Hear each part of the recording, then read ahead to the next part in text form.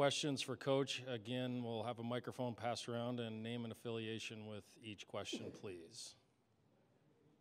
We'll take one in the back here. Joe Gorcho, WIS-TV in Columbia, South Carolina. Coach, do you like the bravado your player Day displayed the other day when she made those comments about South Carolina, type of confidence coming into a game like this? Well, I think that's twofold. I think the first thing is in the context of the way that the conversation was going, is taken a little bit out of context. But obviously, you want your players to have confidence, and they do have confidence in their abilities and you know what we've done so far as a team. But make no mistake about it, we played South Carolina twice and we've lost twice.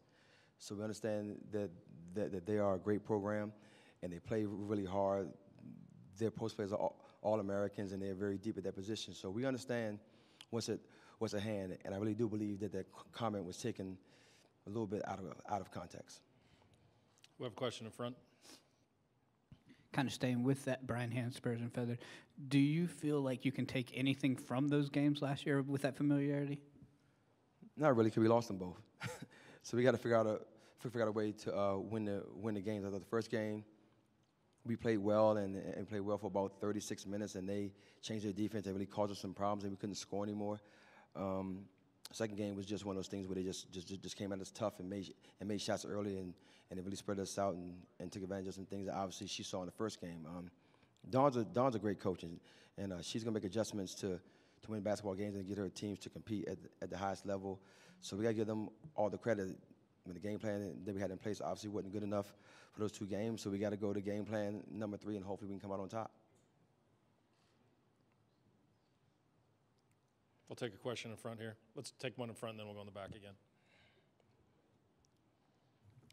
Jim Massey, Columbus Dispatch. What do you see in Alexis Peterson all those many years ago when you recruited her to make you believe she was going to be able to help your program, and has she even exceeded what you thought you might have gotten at that point? Well, it was just her toughness. The first time I saw her play, she took a charge in the AAU tournament, did a backflip and got up and cheered. I said, well, that's a tough kid. You don't see, first of all, you don't see charges in the summer. Start with that. And secondly, she was really excited about the contact, and more and more I watched her. She was just a really tough kid, very heady, just a great competitor, and she was very skilled. So obviously, when you look for a point guard, you look for those attributes, and she's a leader, and she's very vocal. So when you can see that in a guard, and you know that they can come in at the next level and do the same things, you're excited about it. And she just really excited me with her skill set and her determination and her will to win. We have a question in the back. Coach, being mentioned that it was your first Sweet 16, how do you avoid letting the girls just being excited in the moment just to get here as you try to push even further? Well, we kind of just don't live by that creed. We just come to games and try to keep it in the context of what it is. It's a basketball game, and I think that if you look at each round as being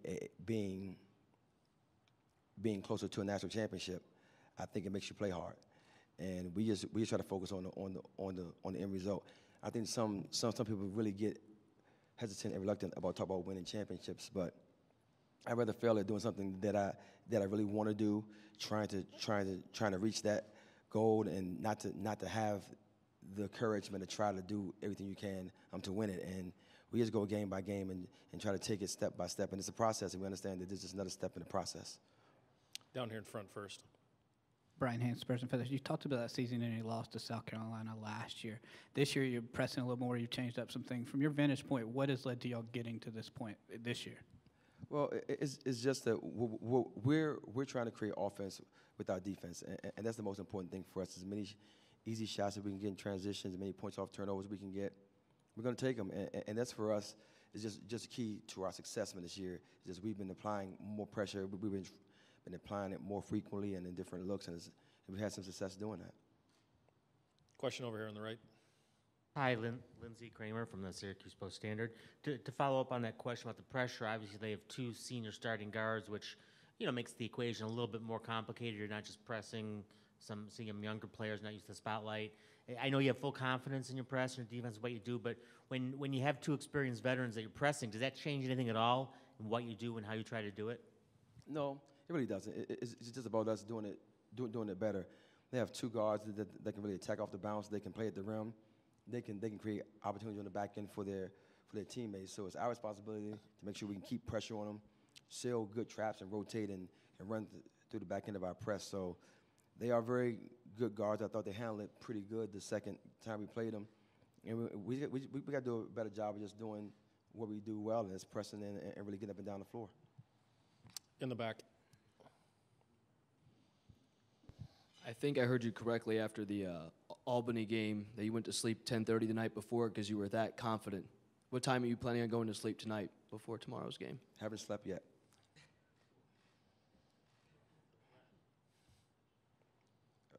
Never. Until we get all the way to the last game. Question here. Again, name and affiliations, please. Lindsey Kramer again from Syracuse. South Carolina talked about how much fun they had throwing snowballs at each other yesterday, and I don't know if they're building snowmen, but you leave beautiful Syracuse and you get here and it's like a December wonderland. What was your impression? Did the weather offer any opportunities to have some fun, or you just kind of shrug it off like another day in central New York? It's no question. We are way past the snowball fighting thing. We can do that anytime, you know. But yeah, we just, you know, we're here trying to figure out how we can win this game. And I think that when you get into that mode and you just try to get into this moment in a lifetime, this opportunity, which is 40 minutes against South Carolina, we're just focusing on that. I mean, obviously we let our kids get out and they're gonna have some. They're gonna have some free time, but for us, we're not gonna go play in the snow. We can probably do that when we get back home, I'm assuming. One here in the fourth row. Andrew Scaglione, WJPZ Radio. Coach, both you guys and South Carolina had home court advantage the first few rounds. Do you think it neutralizes the matchup at all that it's here at a neutral site? I think it's about your execution and about your game planning. I really do.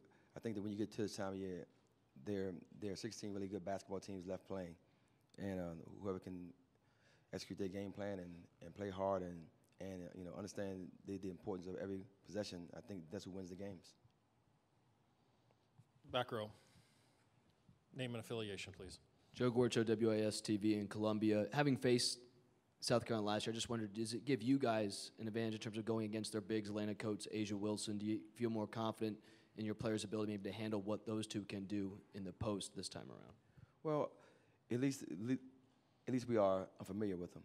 So I think that's big. But you know, we have to do a better job in really helping our post out. We don't have that luxury of having 4 or 5 players that can come in waves and continue just to do the things that they do, throw the ball in the paint and funnel you towards their bigs and off the bounce. So we got to do a better job of just collectively rebounding and taking care of the paint. We don't have the luxury of having one person that can do that. Brianna Day and Bria are plenty capable players, but we definitely got to have our team to help them in doing some things to rebound the ball and shrink the floor on the defensive end. Other questions for Coach? Coach, thank you for your time. Good luck tomorrow. Thank you.